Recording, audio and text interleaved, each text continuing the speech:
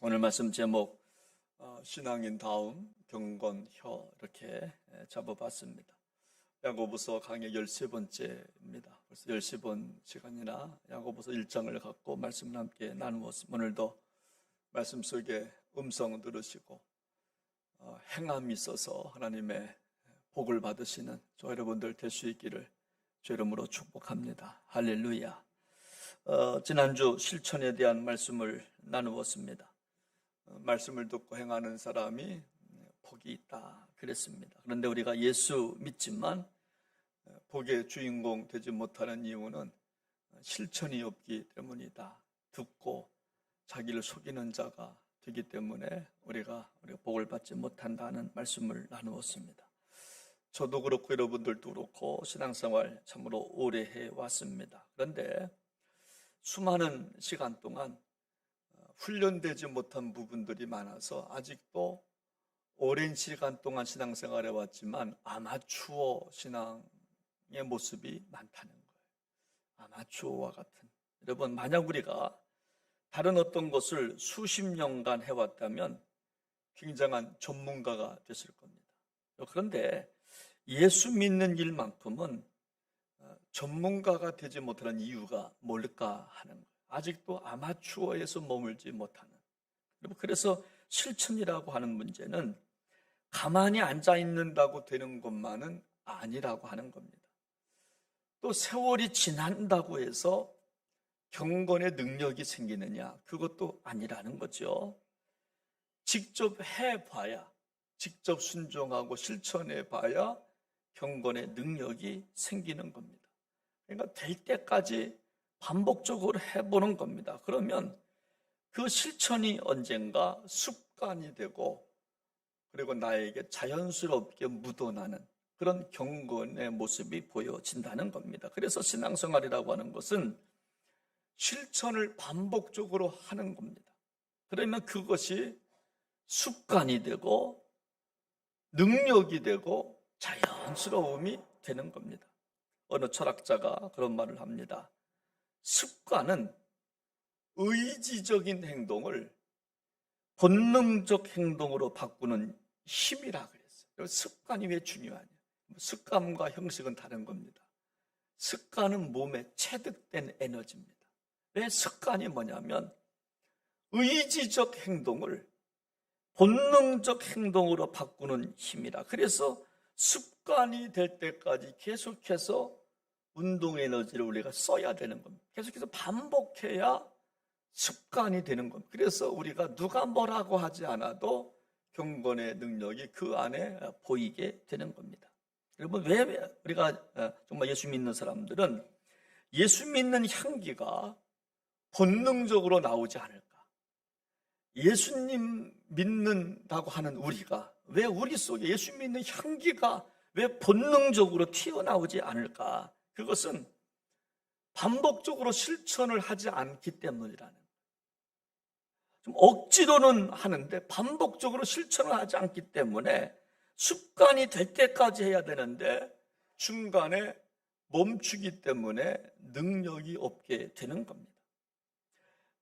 베이스 성악가 영광철 씨라고 하는 분이 있습니다. 65년생이니까 한 58 됐겠죠. 충주 사람인데 여러분, 이분의 평가가 뭐냐면 세계 오페라 무대에 떠오르는 별이라는 칭호를 받아요.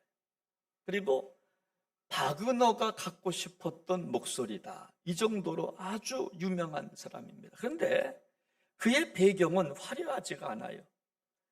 유명한 대학 나온 것도 아닙니다. 기계공고 출신이에요. 지방대학 나왔어요. 농사일을 도우면서 공부를 했습니다. 음악이 하고 싶어서 늦깎이 성악을 전공한 사람입니다. 그런데 그의 평가는 대단합니다. 세계 오페라에서 떠오르는 보석과 같은 존재다. 바그너가 갖고 싶은 천재적 어떤 목소리다. 그런데요, 그냥 되었을까 하는 겁니다. 결코 그렇지 않았다는 거예요. 여러분, 그래서 그가 말합니다. 자신은 꿈이 있었다고 말합니다. 자기 꿈이 뭐냐면 아름다운 음악을 하는 꿈이라는 겁니다. 거대한 오페라 무대에서 노래하는 것도 귀하지만 교회 성가대에서 아름다운 찬양할 수 있다면 자기는 족하다고 하는 아름다운 노래를 부르고 싶다는 꿈이 있었다고 그래요. 기자가 물었어요. 그런데 어떻게 여기까지 오게 되었습니까? 그가 말합니다. 저는 특별한 것은 없는 것 같습니다. 그러면서 이런 이야기는 말할 수 있을 것 같습니다. 그러면서 겸손되게 말을 이어갑니다. 저에게는 두 딸이 있는데 어릴 때부터 보여준 기억은 지하실에서 노래 연습하는 거, 그거 하나 보여줬다는 거예요. 그래서 우리 아빠 하면 생각나는 게 뭐냐면 매일같이 지하실에 가서 연습하는 거. 또 한 가지는 뭐냐면 공연을 하고 와서 집에서 자는 거. 치열하게 연습하고 힘들어서 골아떨어져 자는 모습 두 가지만 애들한테 보여줬다는 겁니다. 그러면서 말합니다. 참 치열하게 살았습니다. 그리고 다른 경험은 없습니다. 여러분, 이 베이스 성악가 이분이 말하고자 하는 핵심이 뭐냐면 그냥 되는 법은 없다는, 그냥 되는 법은 없다는. 그리고 신앙생활도 마찬가지 아니겠습니까? 신앙인 다음을 회복하는 것은 그냥 되는 것이 아니라는 겁니다. 또 우리가 누군가로부터 칭찬받는다고 하는 것도 그냥 칭찬받지 못한다는 겁니다. 저 사람이 믿는 예수를 나도 한번 믿고 싶다라고 하는 이 칭찬 쉽게 받을 수 있는 것이 아니라는 것입니다. 그래서 오늘 본문에 보면 우리가 실천해야 복을 받는데 그 덕목이 뭐냐? 뭐를 실천할 거냐? 두 가지를 말합니다. 하나는 경건입니다. 오늘 26절, 27절 말씀을 보시겠습니다. 누구든지 스스로 경건하다 생각하며 자기 혀를 물리지 아니하고 자기 마음을 속이면 이 사람의 경건은 헛것이다. 하나님 아버지 앞에서 정결하고 더러움이 없는 경건은 곧 고아와 과부를 환난 중에 돌보고 또 자기를 지켜 세속에 물들지 아니하는 그것이라. 여러분, 우리가 실천해야 할 첫 번째 덕목이 뭐냐면 경건이라고 하는 단어입니다. 오늘 계속해서 반복된 말씀이 경건입니다. 여러분, 누군가 나를 볼 때 저분은 경건해 라고 하는 소리를 적어도 들어야 한다는 거예요. 적어도 경건함을 느껴야 한다는 겁니다. 나와 만나는 사람들한테 저분은 경건하네. 적어도 경건함의 온기가 느껴져야 한다는 거예요. 온기는 느껴져야 한다는 거예요. 물론 우리가 누군가를 판단하는 것은 옳지 않습니다. 저 사람이 어떻고 뭐 저렇고, 그럼에도 불구하고 어떤 사람에게는 향기로운, 여러분, 경건한 향기가 묻어나는 사람이 있는가? 어떤 사람은 경건의 향기가 전혀 없는 분들도 있습니다. 여러분, 경건의 뜻은 뭐냐면 아주 단순합니다. 하나님께 예배 드리는 것처럼 살아가는 자세. 여러분, 이게 경건의 뜻이에요. 하나님께 예배 드리는 사람처럼 그렇게 살아가는 게 경건이에요. 교회에서만 예배 드리는 모습을 보면 다 경건한데 이 모습으로 세상에 나가서 살아가는 게 바로 경건이라고 하는 겁니다. 그래서 오늘 본문에서 경건의 모습이 나오는데 26절을 말씀을 다시 보면 누구든지 스스로 경건하다 생각하며, 여러분, 이 뜻은 뭐냐면 경건 훈련의 시작은 스스로 경건하다고 생각하는 것부터 고치라는 거예요. 경건하고 싶으면 저분은 정말 경건해. 그런 말을 듣고 신앙생활 하다가 복을 받고 싶으면 스스로 경건하다고 하는 생각부터 고치라는 거예요. 나 예수 이 정도 믿어. 내가 누군지 알아. 나 권사야, 나 장로야. 까불지 마. 그것부터 고치라. 여러분, 바리새인들, 여러분, 사거리에서 거룩한 목소리로 기도했다 그랬어요. 나 기도한다. 나 금식해. 나 근처에 11조까지 하고 있어. 남들에게 나 정말 이런 사람이야 뽐내는데 그것부터 고치라는 거예요. 경건을 통해서 하나님의 복을 받고 싶으면 스스로 경건하다 하는 척하는 그것부터 고치라는 거예요. 나 교회에서 이만큼 일하거든. 우리 가정 3대째 신앙생활에 4대째 하고 있어. 나 새벽기도 안 빠지거든. 나 11조 생활하고 있어. 그것부터 고치라는 거예요. 나 이래봐도 성경 10번 읽었어. 나 직통계시 받았어. 그것부터 고치라는 거예요. 여러분, 이것은 성경이 아니기 때문에 오히려 세리처럼 나는 부족합니다. 나는 죄인에 불과합니다. 저는 하늘을 우러러 머리를 들 수가 없는 사람입니다. 그래서 경건이라고 하는 것은 이런 것을 깨닫는 것부터 경건이 시작된다라고 하는 거예요. 나 모태신앙이거든. 내 직분이 뭔지 알아. 그것부터 스스로 경건하다고 하는 그 생각부터 수정해 가야 경건을 통해서 하나님의 복을 받게 된다라고 하는 것입니다. 저는 그럴 때가 있어요. 설교를 26년째 하지만 왜 이렇게 설교하기가 힘든지 몰라요. 여러분, 자기 전공을 파고 들어가면 더 힘든 거 아니겠습니까? 처음에는요, 설교하기 좋아요. 그냥 쏟아 부으면 돼요. 제가 신대원 다닐 때 설교를 하는데 설교를 하는데 이제 신학생들 하는데 제가 지금도 보면은요, 그때 쓴 설교 노트가 너무너무 좋아요. 잘 썼습니다. 근데 하면 할수록 어려운 게 설교예요. 신학을 10년, 15년 했지만 하면 할수록 어려운 게 여러분 설교인 것 같아요. 여러분, 우리는요, 전공 있다고 하는 분들 가만히 들여다보면요, 진짜 겸손해요. 진짜 아는 사람은 진짜 겸손해요. 그래서 자기를 진짜 성찰해 본 사람은 세리처럼 살아갑니다. 진지하게 나는 부족합니다. 자기 자신을 들여다보며 살아갑니다. 그러면 더 많이 기도할 거예요. 더 많이 무릎 꿇을 겁니다. 더 많이 노력할 것입니다. 제가 예전에 그런 아이를 봤어요. 아버지가 그랬다는 거예요. 초등학생인데, 야 아들아, 세상은 다 네 거야. 걱정하지 마. 할 일 많아. 열심히 살아가면 돼. 아빠가 다 해줄게. 세상은 뭐 네 거야. 그러니까 이 어린아이가 교회 학교에서 배운 게 있잖아요. 아빠, 아닌데 세상은 하나님 거라고 했는데, 생명은 하나님 거라고 했는데, 돈은 하나님 거라고 했는데, 여러분, 그랬다는 거예요. 여러분, 그렇습니다. 경건은요, 천지를 창조하신 하나님 아버지 앞에, 우리의 생명 되신 하나님 아버지 앞에서 나는 미천한 사람입니다 고백하는 게 경건의 시작이에요. 여러분, 만약 우리가 자신이 자기를 보면서 이 정도면 됐다 한다면 자기를 속이는 것입니다. 스스로 경건하다 하지 말라는 거예요. 그건 자기를 속이는 것이니까. 여러분, 바리새인과 세리를 한번 비교해 보십시오. 바리새인은 자기 집안 배경을 자랑합니다. 금식하는 것을 자랑합니다.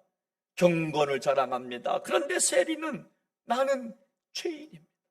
나는 부족하기 짝이 없습니다. 그러므로 경건의 출발은 나는 아직이라고 하는 그 단어부터 출발하는 게 경건이에요. 나는 아직 시작에 불과합니다. 나는 아직 가야 할 길이 더 많습니다. 나는 아이입니다. 나는 그거 감당할 길이 없습니다. 내 신앙은 초보 단계입니다. 하나님께서 정말 나한테 은혜를 주셔서 내가 감당하는 것입니다. 그렇게 고백하는 것이 바로 여러분 경건이라고 하는 것입니다. 그럴 때 하나님은 그를 기억하고 하늘의 복, 땅의 복을 허락하여 주시는 줄로 믿으시기를 바랍니다. 여러분, 프란체스코 교황이요, 2015년경에 그런 일이 있었습니다. 아주 감동적 이야기예요. 교황이 앞으로 자기 제자들과 함께 앞으로 힘들지만 3주간 금식할 거예요. 금식을 선포했다 그래요. 그런데 그 중에는 몸이 허약한 제자가 있었어요. 그러니까 걱정이죠. 너 참 금식 너 가능할지 모르겠다. 어느 날 한 거리를 지나가는데 몸이 허약한 그 제자가 금식이 너무나 힘들어서 빵 가게를 지나가다가 그리고 허기짐을 이기지 못하고 빵을 그냥 주워 먹고 있는 거예요. 그거를 다른 제자들이 발견해요. 그리고 말합니다. 야, 너만 배고프냐? 우리도 배고파. 나도 배고파. 이제 망했다 우리 말이야. 이제 큰일 났다 너. 근데 그때 프란체스코 교황이 그것을 보고 있다가 그 빵집으로 들어갔다는 거예요, 같이. 그리고 교황도 함께 제자와 빵을 허겁지겁 먹었다는 거예요. 같이 먹었다는 거예요. 그리고 이렇게 말을 합니다. 사실은 나도 배고파 죽을 지경이었어. 같이 먹자. 이 시간 이후부터 금식 끝. 이렇게 그랬다는 거예요. 여러분, 경건이 뭘까요? 여러분, 그 빵 먹는 제자를 혼내키는 게 경건일까요? 여러분, 같이 먹어주는 게 경건이에요. 정말 바리새인처럼 약한 자 앞에서 나는 저 사람 같지 않아. 그게 경건이 아니라 나는 의롭고 너는 죄인이야. 그렇게 말하는 게 경건이 아니라 함께 아파해 주는 거예요. 함께 빵을 먹어주는 겁니다. 옛날에 입시학원 주름 잡던 여러분 서한샘 선생 알잖아요. 서한샘 국어 선생. 그분의 유행어가 있잖아요.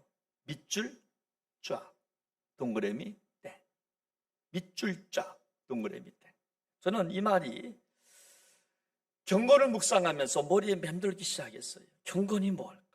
그것은요, 경건은 밑줄을 긋는 것이라 저는 생각을 합니다. 경건은 밑줄을 그는 거예요. 어디에? 내 삶에 밑줄을 그어나가는 거예요. 물론 성경 읽으면서도 밑줄을 그어야 되겠지만 내 삶 속에 밑줄을 그어나가고 동그라미를 쳐나가는 것이 경건이라고 생각을 하는 겁니다. 목사는 강단 위에서가 아니라 강단 아래의 삶을 살아가면서 밑줄을 그어나가는 거예요. 교회 안에서만 밑줄을 그어나가는 게 아니라 바깥의 삶 속에서 밑줄을 그으며 살아가는 거예요. 성도님들은 주일날만이 아니라 월요일부터 토요일날까지 삶 속에서 밑줄을 그어나가는 거예요. 교회에서만이 아니라 세상 속에서 조심스럽게 살아가면서 밑줄을 그어나가는 것이 경건이에요. 내 삶 속에 밑줄 그을 만한 삶이 있어야 되는 거예요. 이게 경건이에요. 여러분, 나뭇가지에 술 피우는 새 한 마리를 보면서 들에 핀 여러분 한 송이 꽃을 보면서 길가에 쭈그리고 앉아있는 거린 한 사람을 보면서 새벽 불빛을 뒤로 하고 아파트 단지를 빠져나가는 환경미화원들의 청소차를 바라보면서 교회에서 아파하고 힘들어하고 괴로워하는 사람들을 보면서 그분들에게 밑줄을 글 수 있는 것이 바로 경건이라고 하는 거예요. 경건은 다른 게 아니에요. 아파하는 사람들이 있잖아요. 그분들에게 밑줄을 그어줄 수 있다면, 그분들에게 동그라미 땡할 수 있다면 이것이 바로 경건이라고 하는 거예요. 여러분, 왜 아파하고 힘들어하고 괴로워하는 사람들에게 밑줄을 그어야 합니까? 교회는 그분들이 주인공이기 때문에 그래요. 여러분, 건강한 사람들이 교회 중심이 아닙니다. 죄인을 부르러 왔다라고 하는 예수님의 말씀이 맞다라고 한다면 우리도 아파하고 신음하고 어려워하는 사람들한테 밑줄을 그어줄 수 있어야 돼. 그들에게 동그라미 땡 할 수 있어야 진짜 교회의 경건이라고 하는 것입니다. 시인 박노해 씨가 그런 말을 했습니다. 아픈 곳이 곧 중심이다 그랬어요. 아픈 곳이 중심이다. 몸의 중심은 심장이 아니라 아픈 곳이 몸의 중심이다. 여러분, 집안에서는 가족의 중심은 아버지가 아니라 아픈 자가 중심이다. 그렇잖아요. 여러분, 가정에서 중심은 아버지가 아니라, 엄마가 아니라 아픈 자가 중심이라는 거예요. 교회의 중심은 목사가 아니라 아픈 사람. 그들에게 밑줄 그어줄 수 있다면 이게 경건이라는 겁니다. 아픈 사람들한테 우리 시선이 정말 갈 수 있다면 그것이 진짜 경건이라는 거예요. 근데 우리는 그분들한테 밑줄을 그으면 막 지우려고 그래요. 아니라고. 그분들 괜찮다고. 아니요. 아파하는 사람들한테 밑줄을 그어야 돼요. 그리고 동그라미를 쳐줘야 돼요. 이게 경건이에요. 그래야 하나님의 복을 받게 되는 거예요. 여러분, 오늘 이 자리에 오신 분들 가운데서도 아픈 분들이 있어요. 시들시들 하신 분들이 있어요. 마음이 아파요. 정신이 아파요. 영혼이 아파요. 그런 분들에게 밑줄을 그을 수 있다면 우리 교회는 경건한 교회인 줄로 믿으시기를 바랍니다. 그러면 그때 하나님의 복을 받게 되는 것입니다. 그런데 오늘날 안타까운 것은 뭐냐면 우리 교회를 비롯해서 많은 교회들이 아픈 사람이 중심이 아니라 힘 있는 자가 중심. 그래서 밑줄이 없어요. 가난한 자, 병든 자, 외로운 자가 와서 쉼을 얻을 수 있는 교회가 진짜 교회인데, 그런 교회가 경건된 교회인데, 오늘이요 야고보 사도가 원하는 경건은 뭐냐면 아픈 사람들, 핍박 때문에 흩어진 디아스포라, 그들 유대인들. 그래서 오늘도 27절에 보니까 하나님 아버지 앞에서 정결하고 더러움이 없는 경건은 곧 고아와 과부를 환난 중에 돌보는 것이라. 그렇게 전부 말씀하고 있는 것입니다. 경건에 실천하셔서 하늘의 복, 땅의 복을 받으시기를 주의 이름으로 부탁을 드립니다. 두 번째 경건의 모습은 26절에 보니까 입술의 모습에 있다, 이렇게 말씀합니다. 26절, 누구든지 스스로 경건하다 생각하며 자기 혀를 물리지 아니하고 자기 마음을 속이면 이 사람의 경건은 헛것이다. 경건의 두 번째 모습은 말에 있습니다. 경건을 일으키는 두 번째 요인은 혀에 있습니다. 말입니다. 말을 잘 다스려야 경건하다라고 말할 수 있다는 겁니다. 그래서 우리는 말하는 것을 공부하셔야 돼요. 말하는 것을 연습하셔야 돼요. 말하는 것을 연습하셔야 돼요. 저도 설교를 잘하고 싶어서 아나운서들이 다니는 저도 수피차곤을 다닌 적이 있어요. 수피차곤. 그럼 말이죠. 말하는 것을 연습하셔야 돼요. 표현력을 연습하셔야 돼요. 공부하셔야 돼요. 근데 사람들이 너무나 말을 함부로 해요. 여러분, 말하는 게 무서울 때가 있어요. 제가 동해에 와서 가장 당황스러운 게 이분이 싸우자는 건가 말씀 나누자는 건가 할 때가 있었어요. 저한테 그래요. 목사님, 여기 강원도 사람들 말이 좀 셉니다. 조금 지나보면 괜찮아지니까. 근데 지금은 적응을 했어요. 말이 좀 세다 그래요. 근데 여러분, 다 그런 건 아닌데 좀 말이 세신 분들이 있어요. 이분 말이 왜 이렇게 세지? 처음에는 싸우자는 건가? 근데 원래 그렇대요. 지나고 보니까 또 괜찮대요. 말이 무서울 때가 있어요. 자기 감정을 마음대로 막 폭로시킬 때가 있어요. 그러다가 마지막 말까지 합니다. 마지막 말을 하지 말아야 되는데 그때까지 가는 경우가 있어요. 어느 분들은 기도를 시키면 기도가 아니라 말을 하는 경우가 있어요. 설교를 합니다. 하고 싶은 말을 쏟아냅니다. 이건 기도가 아니에요. 어느 분이 이런 이야기가 정말 가슴 아픈 이야기인데, 자기 아버님 세상을 떠나시면서 아들한테 유언을 하는 겁니다. 아들아, 너 식당 종업원에게 반말하는 사람과는 절대 사귀지 마, 그랬다는 거예요. 누구하고? 식당 종업원에게 반말하는 사람과 사귀지 말라고. 이유는 뭐냐면 네가 종업원이라면 너한테도 반말할 거 아니야. 절대 반말하는 사람은 사귀지 말라는 거예요. 그리고 우리요, 진짜 5천 원짜리 김치찌개 먹으면서 종업원들한테 넘어갈 때가 많잖아요. 반말하고 가주하라 뭐하라. 제가 부탁하는데 교회에서 반말하지 마세요. 저는요, 청년한테 저는 그 존댓말합니다. 그게 좋아요. 언제 봤다고 반말이에요? 또 정말 이름 불러주는 거. 이런 그거 하지 마세요. 교회는요, 직분이 있습니다. 아니, 장로님자 붙어주면 얼마나 좋아. 장로, 목사님 하면 얼마나 좋아. 김목사. 아니에요. 아니, 집사님. 그죠? 김정희 집사님. 얼마나 좋아. 김정희 집사 좋아? 아니면 정희야 좋아? 싫을 거야. 그러니까 반말하지 말라는. 서로 존경해 줘야 되니까. 말이 얼마나 중요한지 몰라요. 지난주 속초에서 세미나가 있었는데 목사님들 4명이 홍게 무한리필점을 갔어요. 어디요?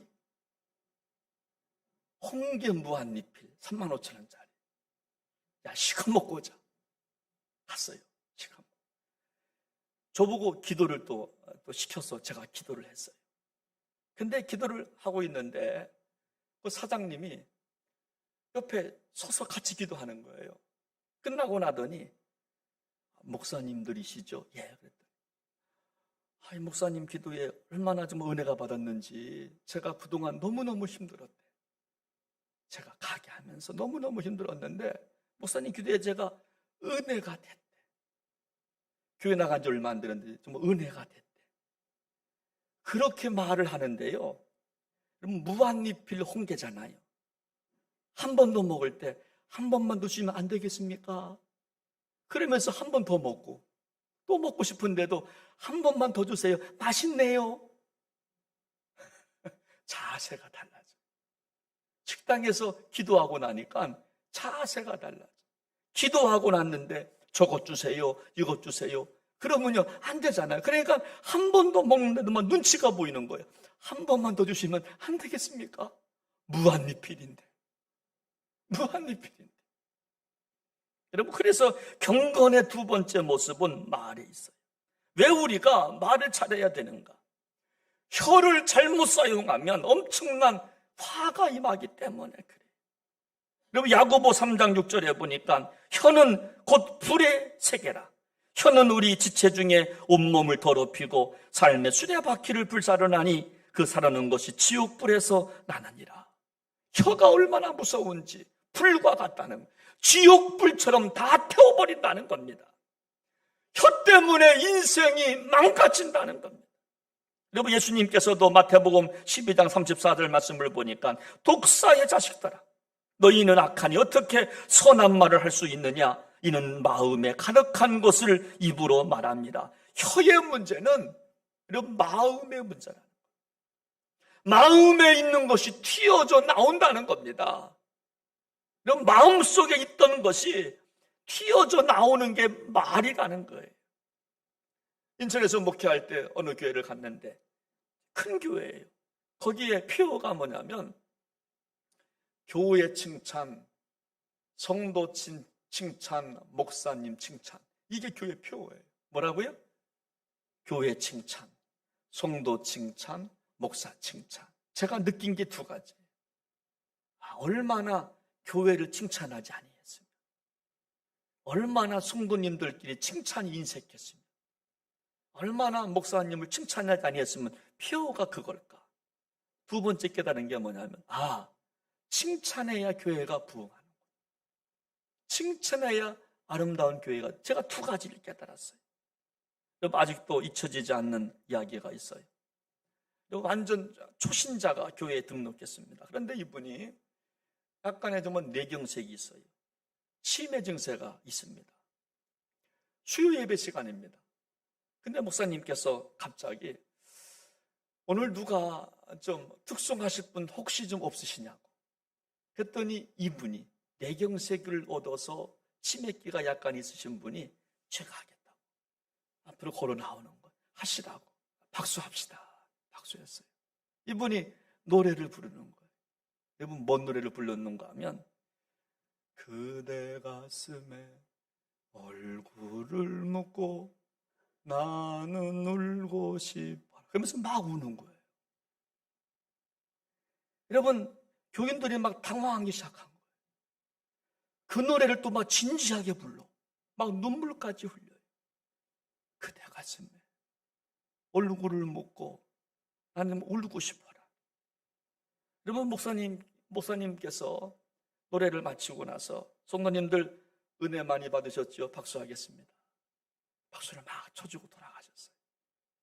그 후에 그런 목사님의 너무 관용스러운 말씀 한마디에 그 노래를 불렀던 그분의 아들 둘이 있었는데, 여러분 지금 신학을 하고 지금 목회를 하고 있습니다.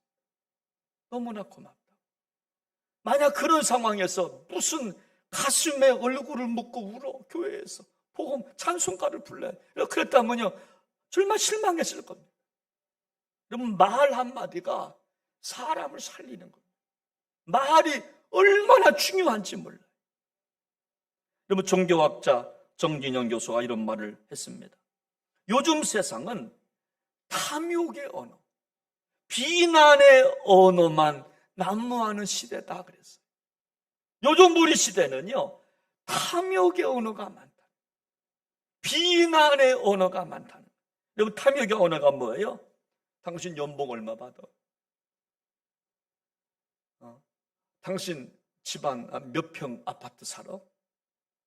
당신 무슨 차 타? 몇 cc야? 탐욕의 언어예요. 탐심의 언어입니다. 여러분, 통계가 나왔어요. 교회를 등록할 때 몇 명 모이냐? 크고 크냐 작냐 이거 본다는 거예요. 재정 얼마나 이렇게 크고 본다는 거예요. 정작 담임 목사님의 영성이 어떤가? 진짜 진실한가? 이런 것들이 기준이 아니라 탐욕의 언어로 교회를 보기 시작한다는 거예요. 지난주 새벽 예배 우리 하신 우리 장로님 가운데 한 분이, 제가 다 들었습니다. 얼마나 어느 때는 우리 장로님들 설교가 너무너무 잘하세요. 아주 뭐 굉장하시더라고. 근데 어느 장로님이 그랬어요. 저는 식탐이 많습니다. 여러분, 그 고백하기가 쉽지 않아요. 설교하시면서. 저는 식탐이 많습니다. 여러분, 우리가 사용한 언어를 보면요 사람을 살찌우는 언어가 아니라 남의 가슴에 비수를 꼽는 언어가 얼마나 많이 있는지 몰라요. 여러분, 왜 말이 중요하냐? 민수기 14장 26절 말씀을 보면 여러분, 이스라엘 백성들이 출애굽을 하고 원망을 해요. 왜 여기서 우리를 죽게 합니까? 애굽에 가면 고기도 있고 마늘도 있고 부추도 있고 여기는 배고파 죽겠습니다. 그때 하나님께서 뭐라고 말씀하십니까? 죽고 싶다고 했냐? 내가 죽여줄게. 내가 다 들었노라. 너희가 지금 무슨 말 하는, 내가 지금 다 들었노라. 내가 너희들 이거 원망했지. 죽고 싶다고. 내가 너 죽여줄게. 진짜 정말 1세대는 하나도 못 들어가잖아요. 가나안. 다 죽어요. 가나안. 광야 다 죽습니다. 이사야 57장 19절 말씀을 보면 입술의 열매를 창조하는 자 여호와가 말하노라. 우리가 말하는 대로 열매를 맺는다. 입술의 열매를 창조하는 자 여호와 그랬어요. 여러분, 그러니까 우리가 말하는 대로 열매가 맺는다는 거예요. 여러분, 다윗도 시편 109편 17절 18절 말씀에 이렇게 말씀합니다. 우리 이 말씀 너무나 중요한 거기 때문에 한번 그대로 우리가 받기를 동의하면서 한번 그대로 한번 좀 같이 읽겠습니다. 시작합니다. 그가 저주하기를 좋아하더니 그것이 자기에게 임하고 축복하기를 기뻐하지 아니하더니 복이 그를 멀리 떠났으며 또 저주하기를 옷 입듯 하더니 저주가 물같이 그의 몸속으로 들어가며 기름같이 그의 뼛속에 들어갔나이다. 저주를 좋아하니까 저주가 나한테 들어왔다는 거예요. 축복하기를 싫어하니까 복이 나를 도망갔다는 거예요. 여러분, 서로 축복을 비시기를 바랍니다. 우리 저주하지 말자. 서로 저주하지, 서로 축복을 빌어서, 그래서 우리 모두 실천하셔서 하나님의 복을 받으시는 저와 여러분들 되시기를 주의 이름으로 축원합니다. 우리 시간 찬양 한 곡 부르겠습니다. 주는 완전합니다 라고 하는 곡인데요, 주여 우리 연약합니다. 여러분 고백하십니다. 여러분 이게 경건입니다. 나 오늘 힘들어요. 여러분 스스로 경건한 척하지 마시고 인정하는 게 경건이에요. 우리 넘어집니다. 부족합니다. 주여 은혜를 구합니다. 같이 찬양하겠습니다. 주여 우리 연약합니다. 우리 오늘을 힘겨워합니다. 주껏 이루며 살기에 주껏 이루며 살기에 부족합니다. 우리 연약합니다. 주여 우리 넘어집니다. 주여 우리 넘어집니다. 오늘 하루 또 실수합니다. 주의 긍휼을 구하는 죄인이다. 주가 바라봅니다. 그래서 주님의 은혜가 필요합니다. 없는 주님의 은혜 온 세상 위에 넘칩니다. 가릴 수 없는 주여 온 땅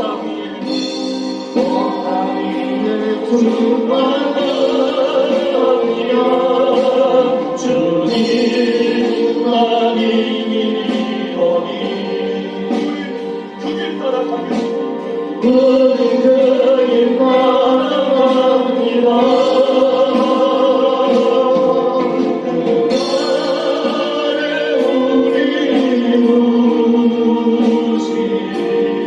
주를 완전합니다.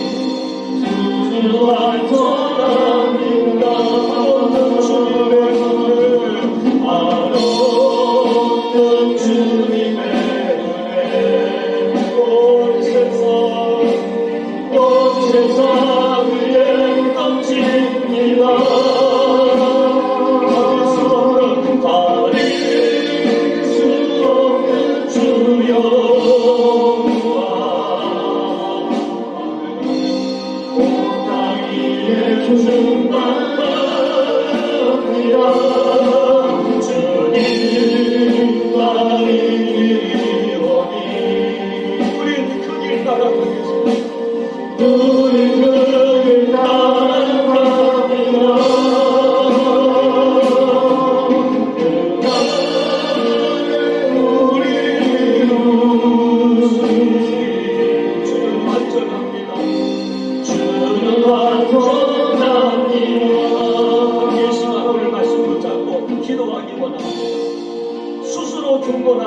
말하지 말라 말씀합니다.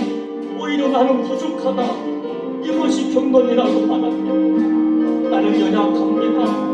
오늘도 힘겨워합니다. 나는 넘어지기 쉬운 존재입니다. 그렇게 고백하라고 말씀합니다. 그래야 경건의 시작이라고.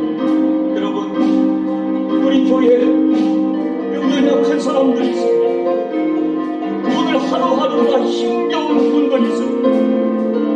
실수가 많은 분들이 있습니다. 말로 실수를 많이 합니다.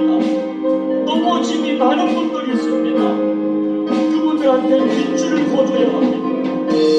그분들 밑줄을 거주고 덕분에 믿게 해주고 위에서 기도하는 것이 경건이라고 성경은 말씀해주고 있습니다. 하나님 경건하여서 우리 입술로 범하는 모든 죄 하나님 용서해달라고 기도하십시오. 이제는 우리의 입술이 악독의 말이 아니라 저주의 말이 아니라 축복을 쏟아낼 수 있는 사람이 되어서 하나님 복 받기 원합니다. 우리 한번 같이 시간 동성으로 기도하겠습니다. 하나님 아버지 하나님 실수하는 사람들이 있습니다. 어려워하는 사람들이 있습니다. 마음에 고통을 안고 있습니다. 육신의 질병에 처해 있는 사람들이 있습니다. 하나님 아버지 하나님 정말 무엇이냐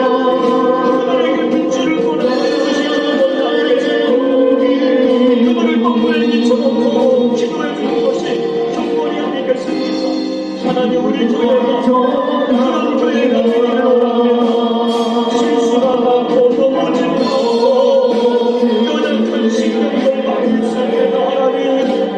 하나님의 은혜가 필요합니다. 그를 믿음으로 함께 기도할 수 있는 영광을 그래서 하나님의 복을 받는 주님의 교회가 되게 하여 주시옵소서. 하나님 도와주옵소서. 하나님 영광을 주시옵소서. 존귀하신 예수님의 이름으로 간절히 기도하옵나이다. 아멘.